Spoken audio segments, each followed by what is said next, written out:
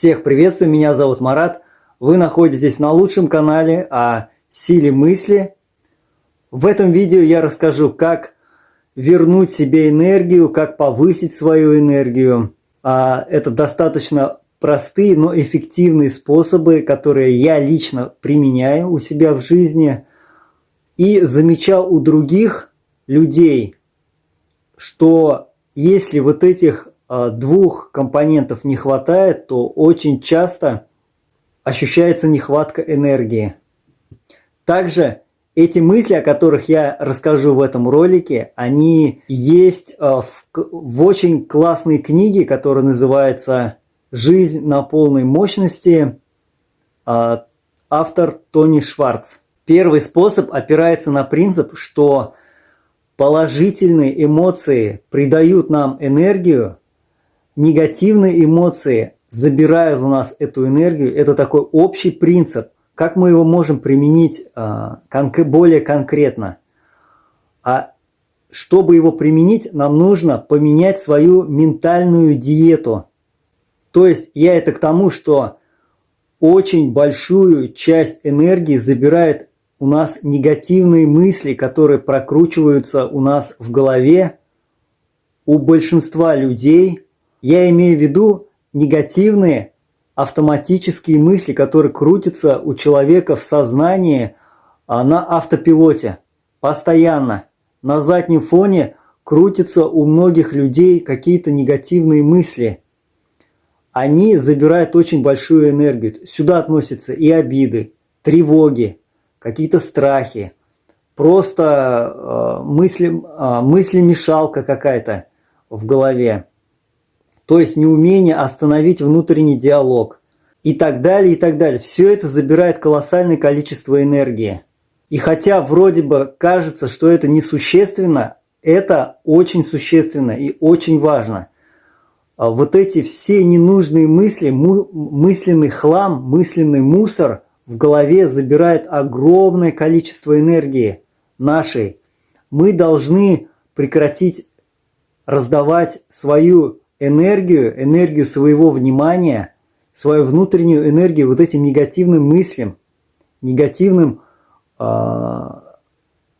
мысли-мешалки, страхам, тревогам, которые у нас внутри. Как это сделать? И вроде можно сказать, легко сказать, прекрати думать негативно, прекрати прокручивать страхи и переключись полностью на позитив. Это уже такая избитая фраза. А как это сделать на практике? Как это сделать в жизни? Способ очень простой. Вам нужно найти то, что вас вдохновляет, то, что вас зажигает. Найдите свое любимое дело, найдите какое-то хобби, какое-то увлечение или какую-то высшую духовную цель. Тут можно... Цели могут быть разные, но вам нужно найти то, что вас вдохновляет, то, что вас зажигает внутренне. Вот что вам нужно найти, если у вас этого нету. Очень часто те люди, которые чувствуют истощение в жизни, у них нету той идеи, которая их зажигает. У них нет той цели, которая их зажигает, вдохновляет, которая дает им сил. Обязательно нужно найти то, что вас вдохновляет, то, что вас зажигает, найти свое любимое дело, свое призвание.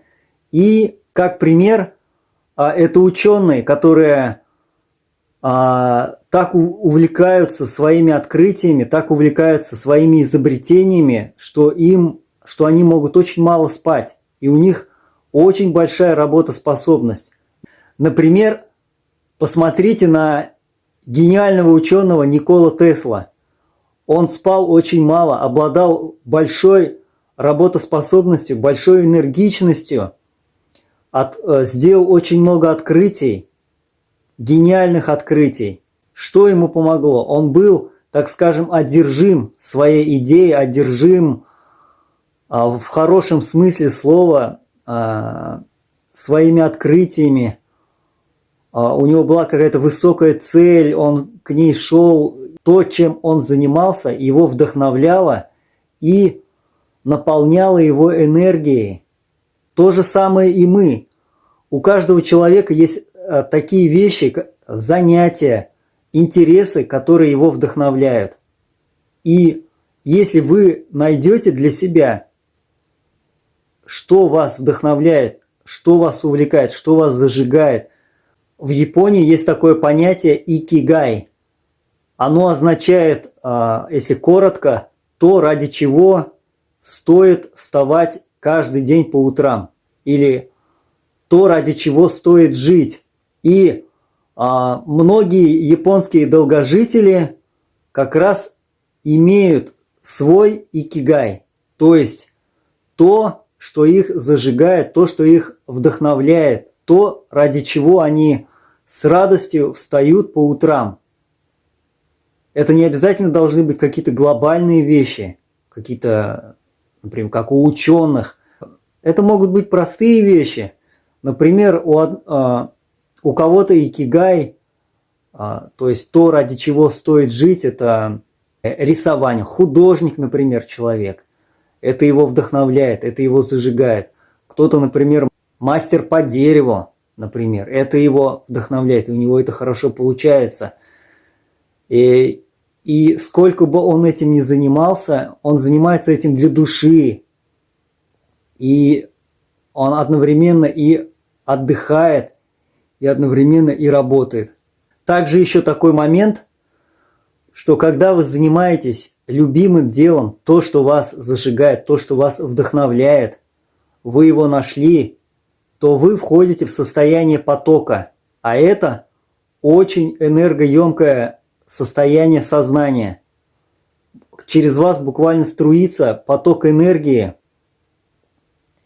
Оно очень приятное. И как пишет исследователь этого состояния, Михай Чиксент-Михай, когда вы испытываете состояние потока, оно для вас само по себе становится наградой. И вам хочется входить в него вновь и вновь. Настолько приятное состояние. И все это дает нам, если мы найдем себе любимое занятие, которое нам по душе, то, которое нас вдохновляет, то, которое нас зажигает, это будет наполнять нас огромной энергией. Как пишет Тони Шварц в своей книге «Жизнь на полной мощности», положительные эмоции являются топливом для высокой производительности. Положительные эмоции являются основой высокой эффективности. Ну а мой икигай, или то, что меня вдохновляет, зажигает, это, конечно же, сила мысли во всех ее тонкостях, проявлениях, когда исполняется желание, со всей ее глубиной, в духовном аспекте. Все это доставляет мне огромное удовольствие и большую энергию. Поэтому вот этот пункт я ощутил на себе и могу точно сказать, когда занимаешься делом, которое тебе нравится, которое тебе по душе, которое тебя зажигает, энергия удваивается и утраивается. Можно сидеть по много часов и в конце встаешь бодрым, энергичным, наполненным. Поэтому вот этот пункт, он 100% работает. И второй прием очень классный и также очень эффективный и вообще простой. Просто элементарный. Это в течение дня хотя бы раз, так скажем, кимарнуть или войти в дрему на короткое время. То есть не на 2 часа уснуть, а минут 10 или 15 максимум кимарнуть или войти в дрему, войти в состояние между бодрствованием и сном, даже так. Или просто посидеть, отключившись от всего, в таком расслабленном, спокойном состоянии. Вздремнуть очень коротко. Причем здесь такой момент, если вы долго будете спать, то вы наоборот будете чувствовать себя разбитым.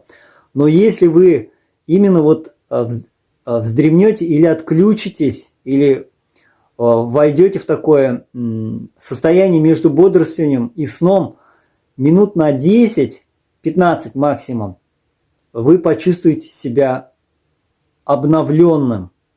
И как об этом пишет Тони Шварц в своей книге: те, кто после общения с нами смог найти возможность делать в течение дня хотя бы небольшие перерывы, а лучше всего в виде небольшой дремы, сообщили нам, что теперь они могут поддерживать высокий уровень энергии до самого вечера. То есть это простейший способ, вы можете сами его опробовать и ощутить на себе, каково это. И вы сразу почувствуете, что становится легко, хорошо. Но опять-таки, еще раз повторю, все по полочкам. Во-первых, это не означает, что надо днем засыпать на 2, на 3 часа. Наоборот, будете чувствовать себя плохо, и у вас собьется режим сна. Нужно кимарнуть или вздремнуть 10-15 минут, не больше. Может, даже 5 минут иногда. Вот я делаю 5 минут, и то достаточно. И обязательно второй пункт, он как бы ничего не стоит без первого пункта. То есть вы не можете вообще ничего не делать, да, то есть бездельничать и еще в течение дня спать, да, то есть наоборот, вы войдете в такую вялость, в такую апатию, что дальше некуда. Тут нужно именно вот 2 компонента вот этих использовать. Первое, вы находите любимое дело своей жизни. Вы находите то, что вам нравится. Вы находите то, что вас вдохновляет. То, что вас вдохновляет, то, что вас зажигает. Какое-то хобби, какое-то занятие, увлечение, смысл жизни.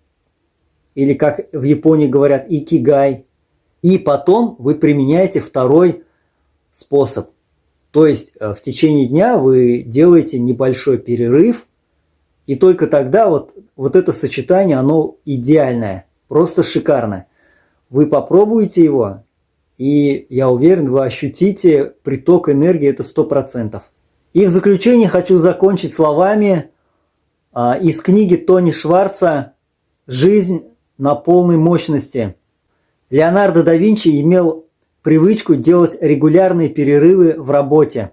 Леонардо несколько раз отключался в течение дня. Что если в течение дня, когда вы заняты работой, интересной, которая вас вдохновляет, вы делаете перерывы, входите в дрему ненадолго, расслабляете тело, отключаетесь, как бы переключаетесь. Далее вы выходите с обновленной и, так скажем, с удвоенной энергией. И в результате вот этих 2 приемов, когда вы их используете в течение долгого времени, ваша энергия будет только расти, и она будет на высоте.